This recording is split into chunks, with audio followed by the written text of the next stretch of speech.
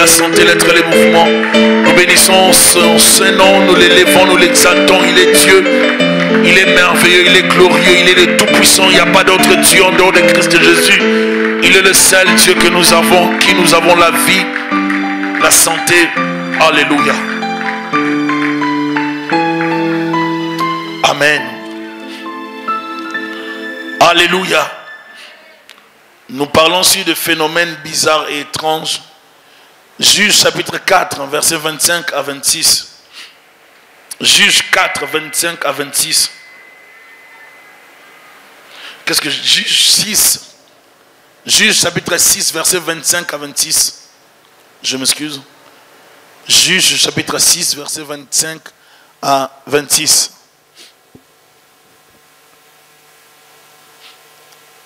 La Bible dit, dans la même nuit, l'Éternel dit à Gédéon, prends le jeune taureau de ton père et un second taureau de 7 ans. Renverse l'autel de Baal qui est à ton père. Et abat les pieux ensuite et tu disposeras sur les hauts de ces rochers un autel à l'Éternel ton Dieu. Tu prendras le second taureau et tu offriras un holocauste avec le bois de l'idole que tu auras abattu. Amen. Alléluia. Nous sommes en train de parler de ces phénomènes bizarres et étranges parce qu'il se passe beaucoup de choses dans la réalité, dans nos vies que nous ne comprenons pas et des choses qui échappent à notre contrôle, des choses qui nous arrivent dans nos familles. Et la Bible nous révèle l'histoire de Gédéon qui se posait des questions. Est-ce qu'on peut arranger un peu les sons? Gédéon qui se posait des questions par rapport à la situation de sa famille, par rapport à Israël. Et il s'est demandé pourquoi est-ce qu'ils étaient dans cette souffrance, pourquoi est-ce qu'ils vivaient de ce genre de choses. Un jour, le Seigneur lui est apparu pour lui parler, pour lui dire, Gédéon, va d'abord traiter les problèmes qui est dans la maison de ton père. Il y a un interdit. Cet interdit chasse ma présence. Tu ne peux pas voir ma gloire si vous utilisez d'autres pratiques. Alors qu'ils étaient des enfants d'Israël, mais il y avait l'introduction, n'est-ce pas, d'autres divinités. Son père commençait à servir Baal. Il y avait Baal chez Gédéon.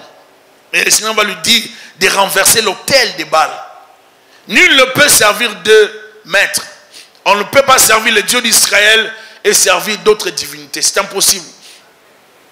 Alléluia. Un chrétien ne peut pas servir deux divinités. Si nous sommes vraiment chrétiens, c'est que nous avons accepté Jésus-Christ comme Seigneur et Sauveur. Nous ne pouvons plus servir d'autres choses. Si c'est Jésus, c'est Jésus. Et Jésus est tellement jaloux qu'il ne nous partage pas. Amen. À la sortie d'Israël de l'Égypte, le Seigneur les sépara d'avec d'autres nations. Le Seigneur va donner à Moïse les lois. Il va dire à Moïse, voici comment mon peuple doit se conduire. Ils auront des lois. Il va donner des lois à Israël. Israël devait fonctionner et vivre selon ses lois et non selon d'autres lois.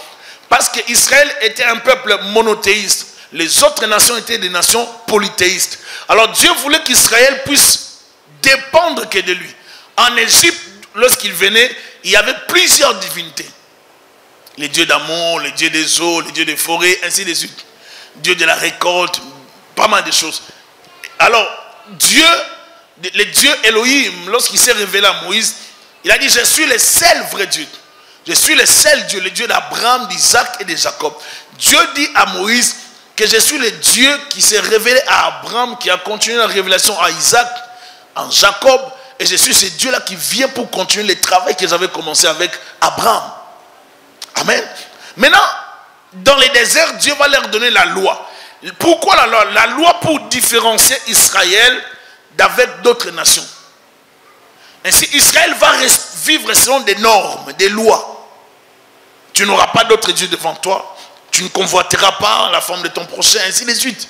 Tu ne tueras pas, ainsi de suite. Dieu donne les 10 commandements. Et dans les 10 commandements, Dieu va donner plusieurs principes de vie pour qu'Israël puisse se conformer à cela. Parce que les autres nations, c'était des nations polythéistes et ils adoraient plusieurs divinités. Alors Israël va commencer à fonctionner avec ses lois, avec ses principes. Et dans les déserts, vous allez voir quelque part, lorsque Moïse va passer 40 jours dans la présence de Dieu, Israël va faire un faux. d'or. Ils vont adorer Dieu, le veau, et le Seigneur va frapper. Plusieurs vont mourir, plusieurs vont perdre la foi. Pourquoi? Parce qu'ils avaient adoré la statue, ils ont adoré les veaux d'or, et ça n'a pas donné gloire à Dieu. Qu'est-ce que Dieu veut nous dire aujourd'hui? Dieu veut nous dire, à chaque fois que nous l'abandonnons pour aller vers d'autres divinités, pour contracter des relations avec d'autres esprits, d'autres divinités, nous attirons sa colère. Nous attirons des sanctions. Il nous abandonne. Et sa colère vient vers nous. On ne peut pas servir Jésus-Christ et servir les fétiches. On ne peut pas servir Dieu et être sorcier. La présence de Dieu finira par frapper. Est-ce qu'on me suit?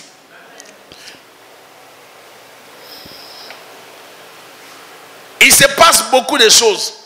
Les phénomènes bizarres parmi les gens. Il se passe des phénomènes qui nous arrivent. Et des fois, les gens ne veulent pas se prononcer parce qu'ils savent qu'ils sont eux-mêmes à la base de ce qu'ils vivent. Plusieurs personnes souffrent dans ce monde. Lorsque vous leur poserez des questions, ils vont vous dire, je ne sais pas pourquoi ça m'arrive. Mais si vous creusez, ils savent eux-mêmes qu'ils sont à la base de cela. Parce que dans le passé, ils ont consulté, ils ont fait des pratiques occultes, leurs parents ont fait des choses, et il y a des conséquences sur eux, sur leurs enfants, ainsi de suite. Lorsqu'on parle de phénomènes bizarres, je parle de ces phénomènes qui bouleversent nos vies, qui nous dérangent, n'est-ce pas? Ces malheurs qui viennent s'abattre dans nos vies. Ces choses qui viennent pour nous faire perdre la joie, nous enlever la paix du cœur. Ces choses qui viennent dans nos vies, qui apportent la désolation. Ces phénomènes bizarres, nous avons parlé d'Akan. Nous avons parlé d'Akan qui avait introduit, n'est-ce pas, le manteau de Shinéar, qui a pris de l'or, qui a pris des choses. Et lorsqu'il l'a introduit, il l'a caché dans la terre. Il ne pouvait pas croire que Dieu allait le révéler. Mais Dieu l'avait révélé parce que l'interdit ne pouvait pas cohabiter avec les dieux d'Israël. Parce que Dieu avait voué ces choses-là par interdit. Si Dieu te demande de ne pas toucher quelque chose, tu n'as pas le droit de les toucher. Alléluia. Vous savez, dans la Bible, dans Actes des Apôtres, chapitre 19, la Bible dit plusieurs des magiciens qui ont cru en Christ ont amené leurs livres magiques, ils ont déposé au pied des apôtres. Vous comprenez? Pour les brûler. Lorsqu'on commence à servir Dieu, on ne peut plus servir d'autres divinités. On ne peut pas mélanger. Je ne peux pas être en même temps chrétien, en même temps je suis idolâtre. On ne peut pas faire ça.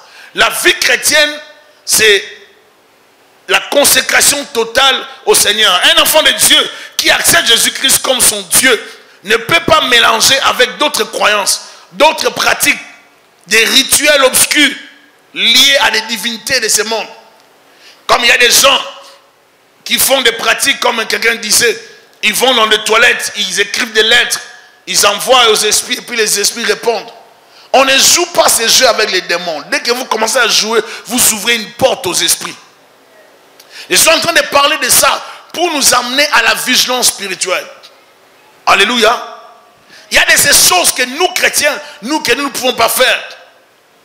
La position de la Bible face aux pratiques occultes, aux pratiques secrètes, face au spiritisme, la Bible est claire par rapport à cela. La Bible interdit catégoriquement, dans Deutéronome 18, 11 à 12, celui qui interroge les morts. La Bible est contre ces choses-là. La Bible est en abomination à l'Éternel. La Bible refuse, Dieu interdit toutes ces pratiques. Il est interdit pour nous chrétiens, pour nous enfants de Dieu, de nous adresser aux morts. Comme d'autres personnes, j'ai déjà vu des gens me dire, non, la personne qui était morte est venue me parler, il m'a donné vraiment tel message. Nous, on ne peut pas croire à ces genres de messages. Amen. Qu'est-ce que la Bible dit? On peut commencer au verset 10. Personne qui fasse passer son fils ou sa fille par le feu, personne qui exerce le métier de devin, d'astrologue, d'augure, personne qui consulte ceux qui évoquent les esprits ou disent la bonne aventure, personne qui interroge les morts. Car quiconque fait ces choses est en abomination à l'Éternel. Et c'est à cause, vous voyez, c'est à cause de ces abominations que l'Éternel, ton Dieu, va chasser ces nations devant toi. Pourquoi? Parce que ces nations, c'était des nations polythéistes. Et ces nations adoraient plusieurs divinités. Dieu va voir que ce peuple se compromettait dans le péché. Alors Dieu va dire, quand vous avez tellement péché et que votre péché a atteint les sommets, je vais vous chasser de Canaan pour donner Canaan à d'autres peuples qui méritent Canaan. Parce que je ne peux pas vous établir sur ma terre et vous sur ma terre où vous allez développer le polythéisme, l'idolâtrie. Dieu ne fait pas de ça. Lorsque Dieu nous bénit, il nous accorde quelque chose, c'est pour lui rendre toujours gloire. Et à chaque fois que nous abusons de la bénédiction de Dieu, Dieu se tourne contre nous. Il nous donne les dos. Dieu ne peut pas me bénir pour que moi je me tourne vers le diable. La bénédiction de Dieu m'enrichit pour la gloire de Dieu, pour Dieu. Ça ne m'enrichit pas pour le diable. Dieu ne peut pas me bénir pour que moi je vive le péché. Chaque acte que nous posons a des conséquences. Alléluia. Chaque action que vous posez, ma soeur, mon frère, a des conséquences. Et nous devons savoir quoi faire et quoi ne pas faire.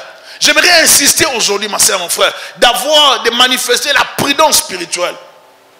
Il arrive qu'il y a des gens qui souffrent, qui traversent des moments difficiles, des problèmes inexpliqués, des choses qu'on ne peut pas expliquer. Mais parce qu'il y a des gens qui ont touché aux pratiques, qui ont touché aux fétiches, qui ont fait des choses bizarres. La participation aux rituels occultes. Je vais donner dans 2 Corinthiens 6, 14 à 17. 2 Corinthiens 6, 14 à 17. 2 Corinthiens 6, 14 à 17.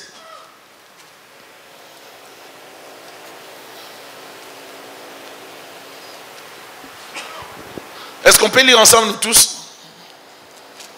1, 2, 3. Ne vous mettez pas avec les infidèles sous un joug étranger. Car quel rapport y a-t-il entre la justice et l'iniquité? Ou qu'y a-t-il de commun entre la lumière et les ténèbres? On continue.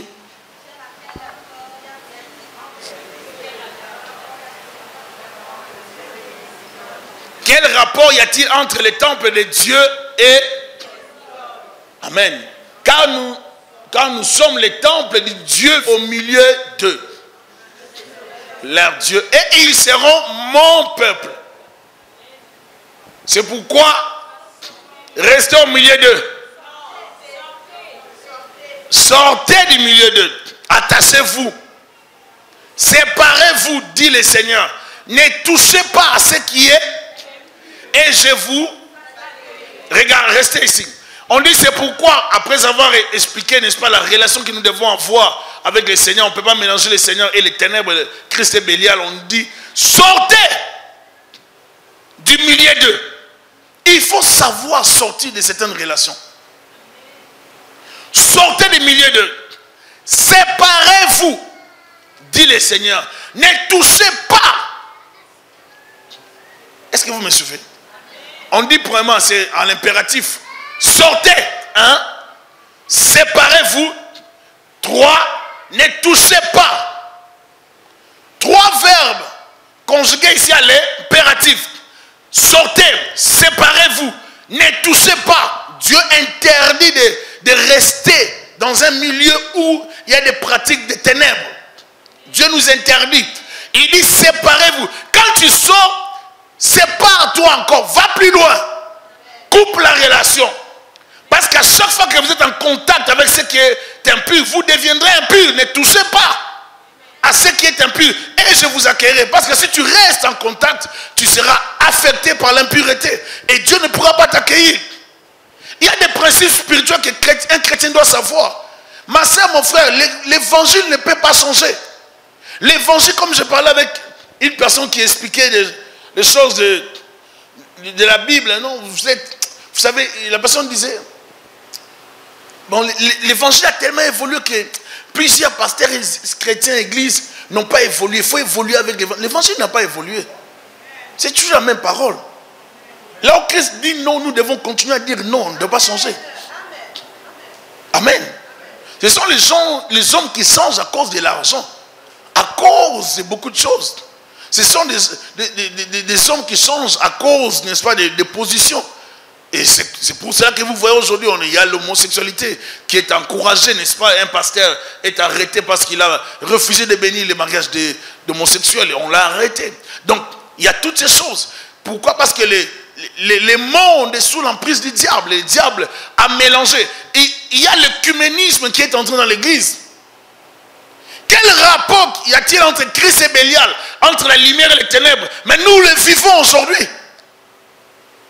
J'ai parlé à une personne dernièrement, je lui ai dit, je suis désolé, tu veux la délivrance? Oui. Mais nous ne pouvons pas vivre l'œcuménisme, nous sommes des chrétiens. Je sais que tu fréquentes tel endroit comme tu me l'as dit. Mais je dois te dire la vérité. Je ne peux pas être hypocrite. Si tu fréquentes une église évangélique correcte, j'allais te le dire. Te laisser. Mais comme tu fréquentes une église qui n'est pas correcte, je dois te le dire. J'ai dit que tu n'es pas évangélique.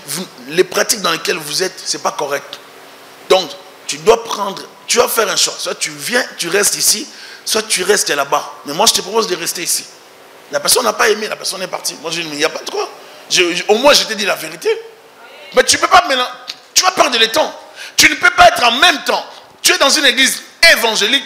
En même temps, tu es dans une église des idoles. Mais ça ne marche pas.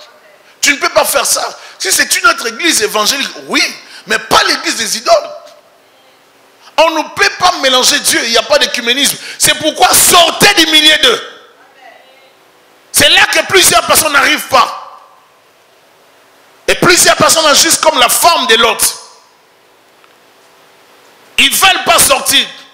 Sortez du milieu d'eux. Séparez-vous, dit le Seigneur. Tu sors, tu te sépares. Coupe la relation.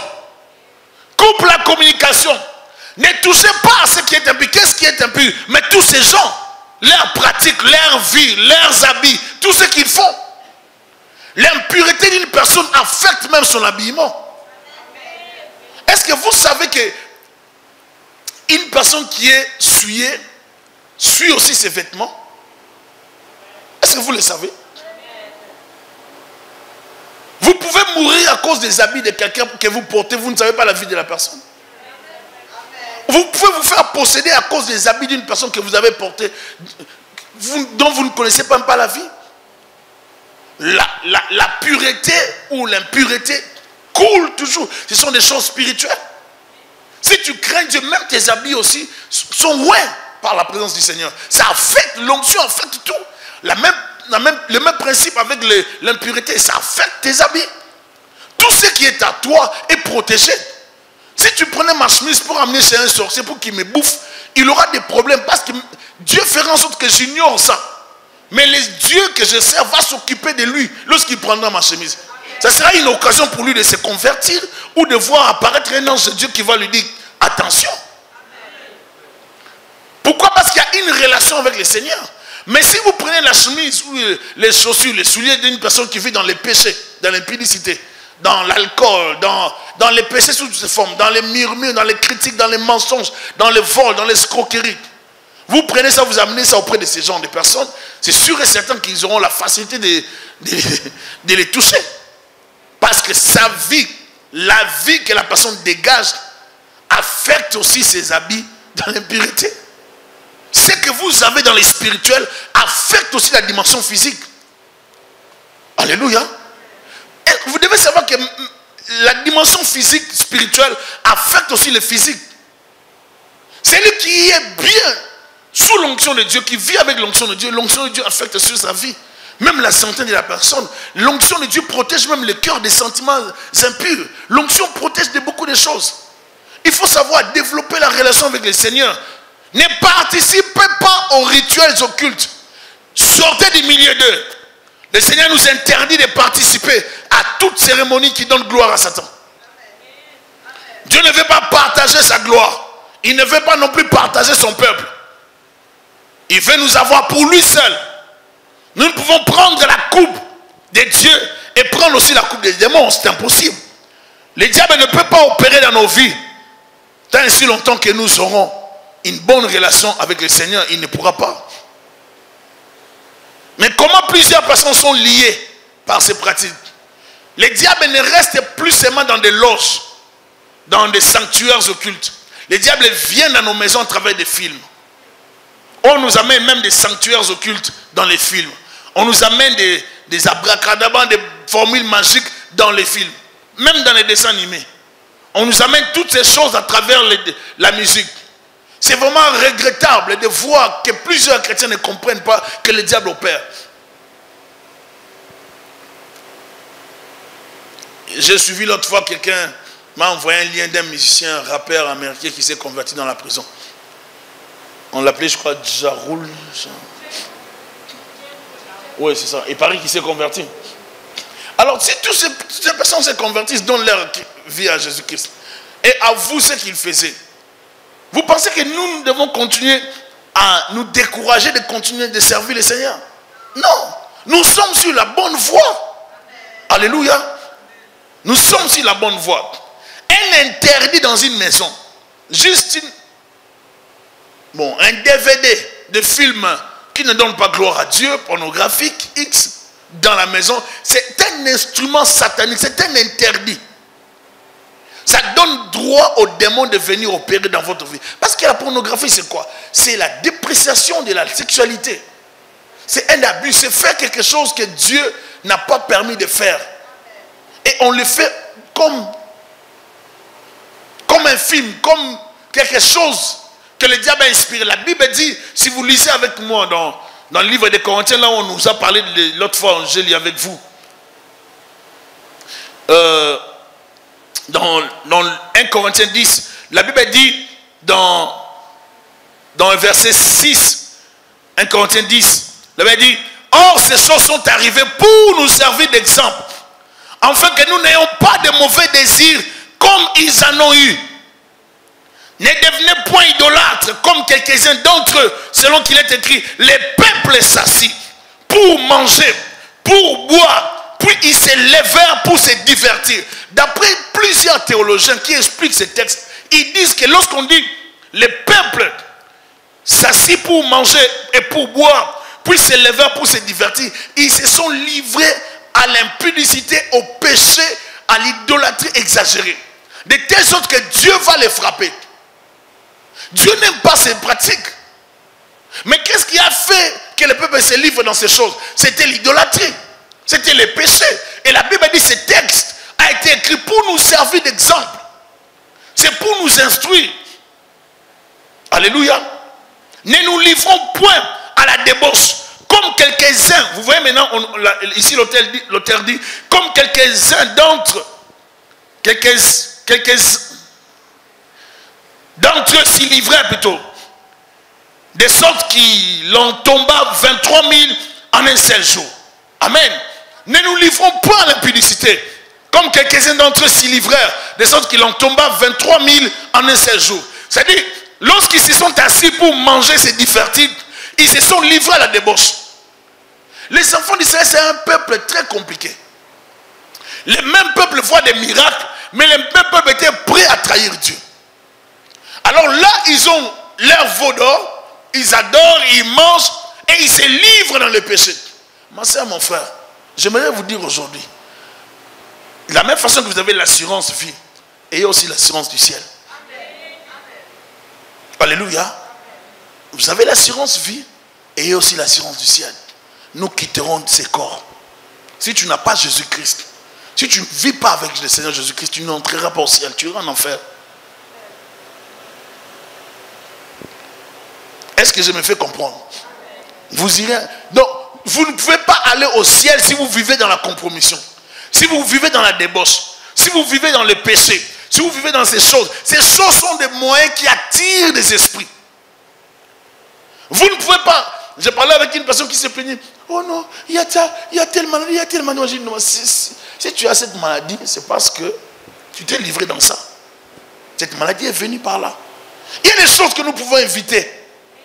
Des phénomènes bizarres qui arrivent. Des gens qui se font posséder parce qu'ils veulent aller avec tout le monde. Je parlais avec une sorcière un jour qui me disait, cette fille, en fait, elle se rajeunissait toujours. Hein? Elle se rajeunit, elle renouvelle toujours sa peau. Avant de renouveler sa peau, elle fait sortir des plaies, des taches sur son corps, des ulcères, des choses bizarres. Ça va sortir comme pendant 2 mois, 3 mois. et ça va déranger sa peau. Mais lorsque ça va partir, elle s'est rajeunie, elle devient encore jolie. Et là, elle va attirer plusieurs garçons. Une fille d'un teint clair. Vous la voyez, vous dites, oh belle fille. Sorcière. Et là, je me rappelle, sous l'onction du Saint-Esprit, vous savez, quand l'onction de Dieu paralyse les sorciers, ils ne savent plus quoi dire, ils ne savent plus quoi faire, ils doivent parler. Et là, l'onction l'avait paralysé, maintenant, ils devaient parler sous l'onction de Dieu. Parce que l'onction vraiment menace. Alors, dans ce genre de contexte-là, l'onction l'avait paralysée. Elle commençait à avouer tout ce qu'elle faisait. Elle me disait comment est-ce qu'elle a ensorcelé, des garçons. Il dit, je sors avec plusieurs garçons. Il y a 4 à qui j'ai donné la sorcellerie, mais ils ne savent pas encore. Il y en a d'autres à qui j'ai donné la malédiction. J'ai envoûté, j'ai volé les chances. L'intimité. Vous ne devez pas avoir la facilité de tomber dans l'impudicité. Parce que vous ne connaissez pas l'état spirituel de la personne. Vous ne devez pas avoir la facilité. Préservez-vous. Et des fois, nous attirons les malheurs dans nos vies. Nous ne savons pas pourquoi. Les deux deviendront une seule. 1 Corinthiens chapitre 6, verset, je crois, 15, je commence. Non, verset 17. Mais celui qui s'attache au Seigneur est avec lui un seul esprit. Verset 16. Loin de là, ne savez-vous pas que celui qui s'attache à la prostituée est un seul corps avec elle? Car est-il dit, les deux deviendront une seule? Lorsque les gens se livrent dans des intimités, des relations hors mariage, vous devenez une seule chair. Et des fois, on partage les esprits. On partage les démons. On partage les choses. Dieu tel qu'il a créé les mariages, c'est une alliance que Dieu a instituée, n'est-ce pas? Ça vous lie spirituellement aussi. Et quand les gens s'unissent en dehors du mariage, ils s'attirent les malédictions, les démons trouvent la voie pour venir opérer. Il y a des choses qu'il ne faut pas faire. Est-ce que je me fais comprendre? Alléluia. La musique, les films véhiculent, surtout certains films, ça véhicule la puissance des ténèbres. Et vous allez voir certaines personnes, après avoir regardé certains films, on ressent des sentiments par rapport à ces films. J'ai déjà vu des gens pleurer. Je ne sais pas si vous avez regardé un film qu'on appelle Champion. Champion, vous connaissez le film Champion? Frère Ali, tu connais? Qui connaît? Oui, ça, Chantal, tu connais? Champion, c'est un jeu. C'est sûr que si vous regardez, vous allez pleurer. Parce que vous allez voir comment le petit enfant est en train de pleurer son père. À la fin, vous allez vraiment pleurer. Bon, on m'avait averti à l'époque, j'étais trop jeune. À l'école secondaire, je ne croyais pas. C'est vraiment très difficile que tu ne pleures pas. La plupart des gens qui l'ont regardé, l'ont suivi, ont tous pleuré. Parce que ça frappe fort. Dans les films, les acteurs jouent des rôles et des fois, ça vient chercher nos sentiments. Vous êtes d'accord, non? Des fois, vous allez voir dans les films, des fois, on ne veut pas regarder parce qu'on a peur, on croit que... Et ils gagnent l'argent dans ça. C'est pas vrai ce qu'ils font. Mais ils savent comment nous mettre dans l'ambiance. Mais la même chose aussi lorsque nous regardons, ça touche nos sentiments. Ça touche nos émotions. Et ça peut nous influencer négativement. Les gens qui suivent trop la musique mondaine auront les sentiments d'aller écouter ça dans des boîtes. Il y a certaines musiques qui véhiculent même des sentiments de sortir avec des garçons, de sortir avec des femmes. La musique, ça passe un message. Tu peux ne pas comprendre les effets de ça, mais tu vas les ressentir après. Alléluia. Il y a des phénomènes bizarres. Je parlais un jour avec une fille qui ne faisait que tomber avec son cousin. Elle tombait. J'ai dit non, tu ne peux pas continuer comme ça. J'ai dit mais tu dois arrêter. Et quand j'interdis, elle ne voulait pas. Elle va pleurer, mais après elle va retomber. Chaque semaine avec son cousin. Conséquence, ça va amener la malédiction dans la vie. Je me rappelle des amis, on a grandi avec certains amis dont les parents se sont mariés, ou ils s'étaient mariés jeunes, mais ils sont allés se casser d'abord, loin de leur famille. C'était les grands cousins et la petite cousine. Ils se sont mariés. Ils ont commencé à faire des enfants. Ils ont eu des enfants. Ils sont allés se cacher loin de leur famille. L'enfant de la grande sœur et de la petite sœur. Et ils ont eu des enfants. Les enfants ont grandi. C'était aussi des amis. On a grandi ensemble. Mais à un certain âge, ils ont commencé à dégrader tous. Il y a eu des problèmes dans la famille. La folie, la dépression, des problèmes terribles dans la famille. Aucun des enfants, aucun ne s'est marié. Aucun d'entre eux. Aucun ne pouvait percer dans la vie. Donc, et tous s'est retrouvés comme... Vous voyez là, une famille enténébrée, contrôlée par le monde des ténèbres.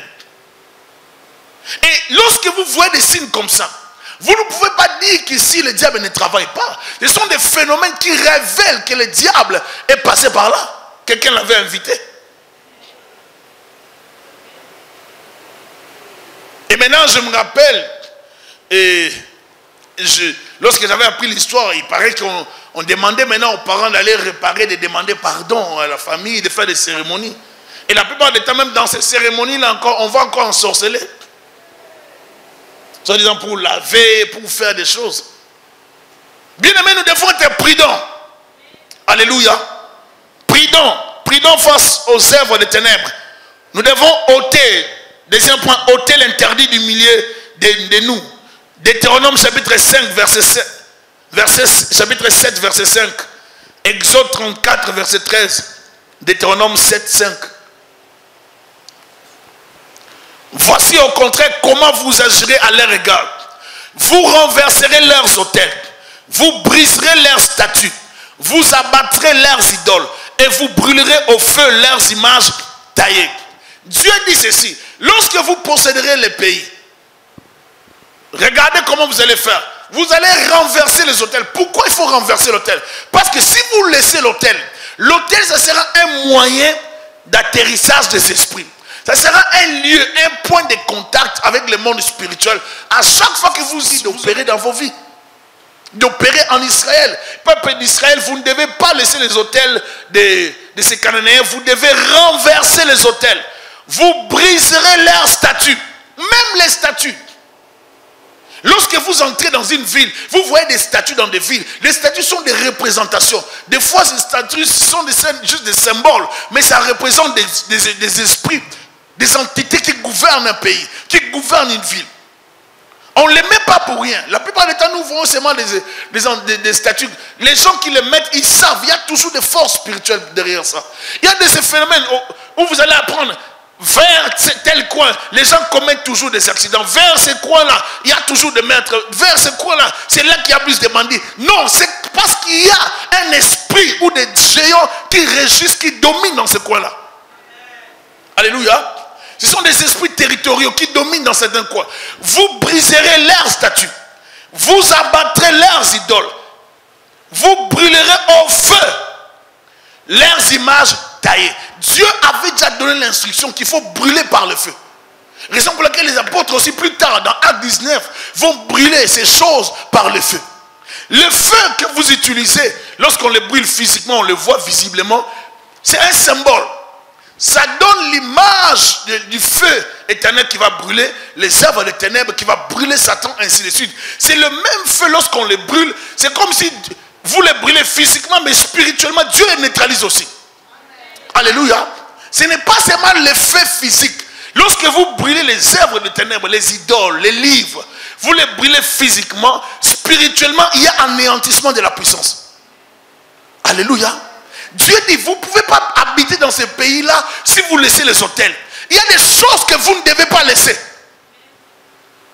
J'ai passé l'autre fois sur Jarry avec la sœur Esther, on arrive quelque part, on était au feu, on regarde à gauche, il y a une maison. J'ai dit à ma femme, regarde là-bas.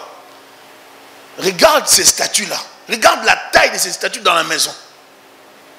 Regarde la taille. Les trucs des gens de l'Asie comme des Bouddhas, des choses comme ça. Mais la taille dans les salons. Demain, il y a quelqu'un qui va venir, qui va entrer dans cette maison. Il va dire, moi je viens louer la maison. Ah, mais l'appartement, ici c'est très bien ici. Vous parlez votre français. Mais quand vous commencez à dormir, là-bas, vous vivez des phénomènes bizarres.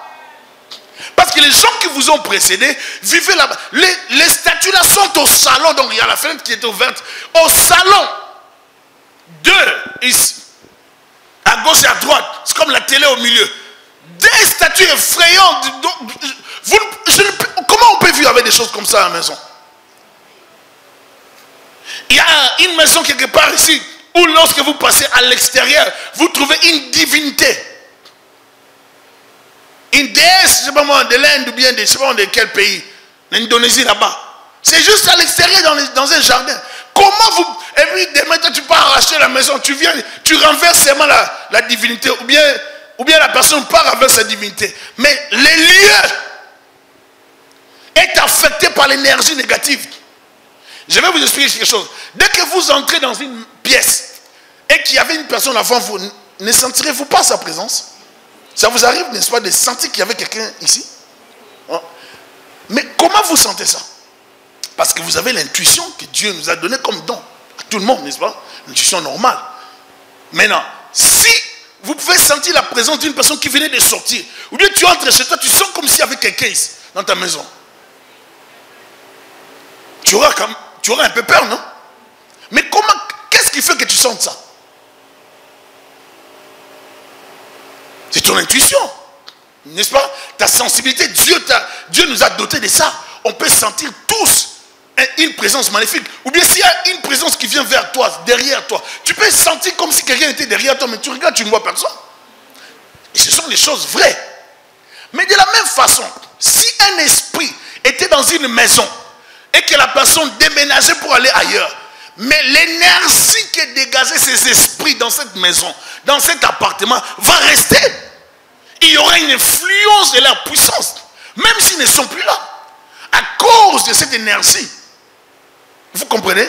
Énergia, comme la Bible en parle. Cette énergie sera dans la maison. Donc ça va envahir les lieux. Et quand toi tu viens entrer dans cette maison, donc toi tu penses que tu dois seulement prier comme ça. Il y a dans certains appartements, vous pouvez entrer, y embarquer, et vous-même vous priez, c'est bon.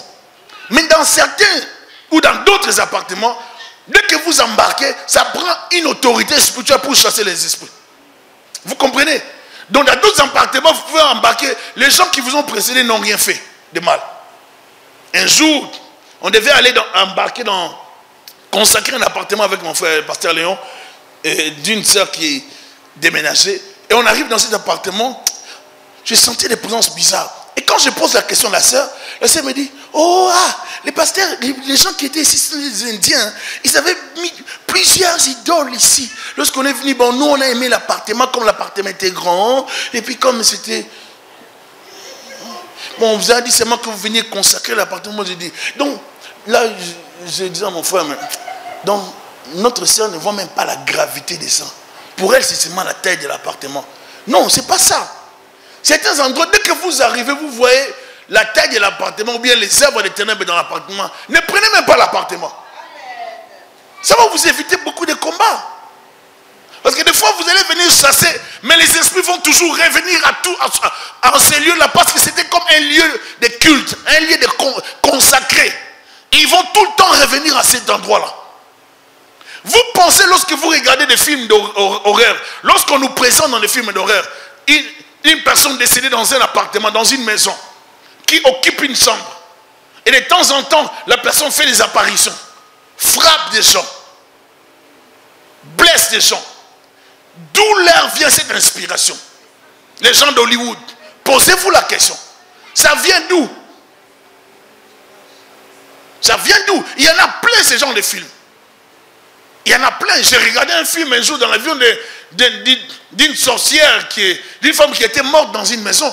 Et on parlait d'un exorciste et un chrétien. Bizarrement, dans ces films-là, les exorcistes ne chassent pas ces esprits-là par le nom de Jésus-Christ. Même s'ils ont la Bible. Vous allez remarquer ça dans tous les films d'horreur. Lorsqu'on nous amène les exorcistes qui viennent chasser les esprits, ils n'utilisent jamais le nom de Jésus-Christ. Vous n'entendrez jamais ces gens parler au nom de Jésus-Christ. Ils vont toujours utiliser l'eau bénite, la croix, ils vont faire des formules, d'autres formules, mais pas le nom de Jésus-Christ. Et des fois, quand je les regardais, je me disais, un jour, je disais à ma femme, même à la maison, mais c'est ça, au nom de Jésus-Christ. Tu trouves que la solution, c'est les noms de Jésus-Christ. Mais ces gens-là, et tous, ils sont dans les ténèbres, malgré qu'ils font ces films-là. Ils ne veulent pas donner gloire à Jésus-Christ. D'où il ne faut pas prononcer le nom de Jésus-Christ. Prenez au sérieux l'appartement où vous allez habiter. N'embarquez pas dans n'importe quel appartement. Prenez au sérieux la maison que vous voulez acheter. Les gens qui vous ont précédé, ce qu'ils ont fait dedans, vous ne savez pas. On a tué quelqu'un là-bas, vous ne savez pas. Il y a un esprit de mort qui règne dans cet appartement. À chaque fois que l'enfant dort, l'enfant pleure, vous ne savez pas pourquoi. Mais il faut prier. Vous embarquez quelque part et les enfants, je parlais un jour avec mon frère pasteur fidèle. Il y a des bien-aimés qui ont quitté un appartement, dont ils ont quitté un lieu en Afrique pour aller dans un autre quartier. Le quartier où ils sont allés, leurs filles, sœurs étaient correctes. Mais dans ces nouveaux quartiers-là, oh, là c'est la délinquance totale. Ça fait que la fille a totalement saccagé sa vie. De telle sorte qu'elle a fait des erreurs qu'il ne fallait pas faire. Il y a certains quartiers, certains milieux qui sont dominés par des entités spirituelles. Dès que vous y entrez, vous n'aurez peut-être plus la force d'en sortir. Mais vous allez vivre des conséquences, des choses bizarres. Vous allez vivre des choses qui vont attester qu'il y a une force spirituelle, soit dans les quartiers, soit dans la maison. Et quand vous remarquez des choses comme ça, ne paniquez pas. Il faut prier. Il faut prier. Alléluia. J'embarque dans cet appartement, je consacre l'appartement au Seigneur Jésus-Christ. Alléluia. Je laisse l'appartement. La Bible dit dans 1 Corinthiens 10, lorsqu'on parle de verset 19, on dit, que dis-je donc? Que la viande sacrifiée aux idoles est quelque chose, et qu'une idole est quelque chose nullement. J'ai dit que ce qu'on sacrifie, on les sacrifie à des démons et non à Dieu. Or, je ne veux pas que vous soyez en communion avec les démons. Vous ne pouvez boire la coupe du Seigneur et la coupe des démons. Vous ne pouvez participer à la table du Seigneur et la table des démons. Je vais dire ceci. Ne mangez pas. Vous demandez à quelqu'un de prier pour la nourriture. La personne dit Amen. Si c'est pas Amen que vous entendez, je ne dis pas Amen. On doit refaire la prière. Non, je ne dis pas Amen. Ne dites jamais Amen pour une prière que vous n'avez pas compris. Non, je ne dis pas Amen. Tu dois refaire la prière. Ou je dois entendre, je dois refaire la prière. Je ne dis, ça sont des stratégies spirituelles. C'est la vigilance. Je vous ai dit, je parle beaucoup sur la vigilance. Parce que si vous voyez quelqu'un qui, au lieu de prier, Seigneur bénisse, Amen. Oh, mais de quel Seigneur tu parles? Nous, c'est Jésus-Christ. Seigneur Jésus-Christ, bénis cette nourriture. Ça nous rassure. Il ne faut pas un Seigneur là-dedans, on ne comprend pas. Rassure-nous par le nom de Jésus-Christ. Alléluia. Lorsque vous priez, priez par mon nom. Dis le Seigneur. Priez en citant le nom de Jésus-Christ. Tout ce que vous demanderez à mon nom. Pas Seigneur, il y a plusieurs Seigneurs. On passe par Seigneur Jésus-Christ. Cite le nom de Jésus-Christ, ça nous rassure. Et je suis sûr de toi. Là, je pourrais dire Amen. Si tu ne cites pas, je ne dis pas Amen. Et je risque de ne pas manger. Parce qu'on peut croire qu'on mange la nourriture, mais on consacre la nourriture aux démons. Est-ce que vous comprenez de quoi je parle? Ici, le Seigneur, l'apôtre Paul est en train de dire que cette nourriture, que ces gens, cette viande que les gens amènent auprès des idoles, ce sont des viandes sacrifiées aux démons. Si vous les mangez, vous entrez en contact avec les démons.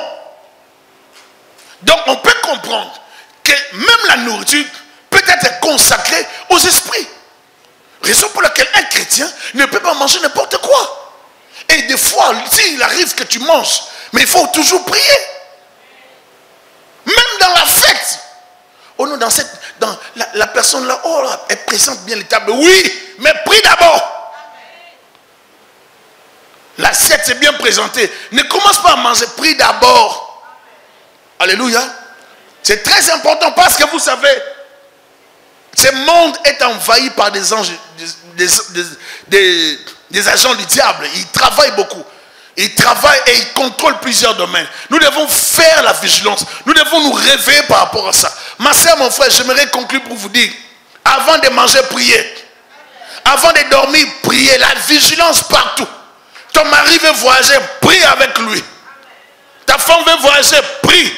Tes enfants veulent dormir, prie. Tu veux faire quelque chose, prie. La prière partout. Exagérez la prière. Ne faites confiance à personne. Faites la prière parce que le diable peut nous surprendre. Et nous ne devons pas laisser l'avantage à Satan. L'évangile que je prêche, ce n'est pas l'évangile de la peur, c'est la vigilance spirituelle. Jésus dit, soyez prudents comme les serpents, simples comme la colombe. Ainsi, vous allez voir que même les sorciers, les démons, ils ne pourront pas faire quelque chose dans vos vies. Alléluia. Ils ne pourront pas. Un jour, je parlais avec une personne, ici dans cette conférence, j'ai dit à la personne d'arrêter avec la sorcellerie. Parce que tu ne peux pas venir à l'église, tu viens, tu opères, tu penses qu'on ne te voit pas. J'ai dit, arrête la sorcellerie. Si tu veux qu'on s'entende, arrête la sorcellerie. J'étais déjà repéré. Ah oui, bien aimé, on travaille, hein. Je disais à quelqu'un, moi mon travail c'est l'église. Donc ne viens pas opérer parce que je vais te repérer. Mais je vais te repérer parce que si je te repère, je vais te parler à côté. Oui, j'ai dit à la personne, tu t'es converti, tu reçois Jésus-Christ, ou tu parles de la promesse. Parce que un sorcier qui opère librement dans un milieu, même dans l'église, peut vous causer beaucoup de problèmes. Beaucoup d'incompréhension. Des phénomènes bizarres qui nous arrivent sont la plupart du temps les activités des démons. Et ça révèle qu'il y a une activité satanique autour de nos vies.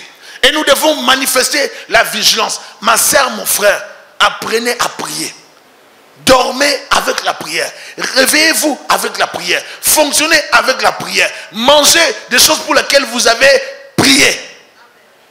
Bâtissez avec la prière. Faites tout avec la prière. Et vous allez voir par où les démons vont passer. Nous ne véhiculons pas la peur. Faites ce que je vous dis. Maintenant tu verras où est-ce que les sorciers de ta famille vont enterrer. Parce que tu fermes toutes les portes. Prière à gauche, prière à droite, prière partout. Saturez votre vie par la prière. Sature ta famille par la prière. Sécurise ta vie par la prière. Tu veux étudier la prière. Tout ce que tu fais, la prière. Je vous assure que vous allez voir le Saint-Esprit vous accompagner. Des fois, Dieu ne pourra même pas nous révéler des choses. Il va lui-même s'occuper de ces types de démons, des petits sorciers. Il va traiter les problèmes rapidement. Occupe-toi de la prière. Alléluia. Que le Seigneur vous soit favorable. Je bénis ta parole, Jésus. Je demande que tu nous couvres par ton Esprit Saint. Laisse que tu aides ma sœur, que tu aides mon frère. Accorde-nous, Seigneur, à vivre ta volonté. Et que la volonté du diable ne s'accomplisse pas dans nos vies au nom de Jésus-Christ. Je détruis et je chasse toute activité satanique au nom de Jésus-Christ. Je paralyse toute œuvre du diable au nom puissant de Jésus-Christ. Je te prie, Seigneur, d'étendre ta main dans nos vies. De manifester ta gloire. Manifeste-toi dans la vie de ma soeur, mon frère. Au nom de Jésus-Christ. Couvre-nous par ton esprit. Que tout soit pour ta gloire. Dans les noms merveilleux de Jésus-Christ. Amen. Nous acclamons Jésus.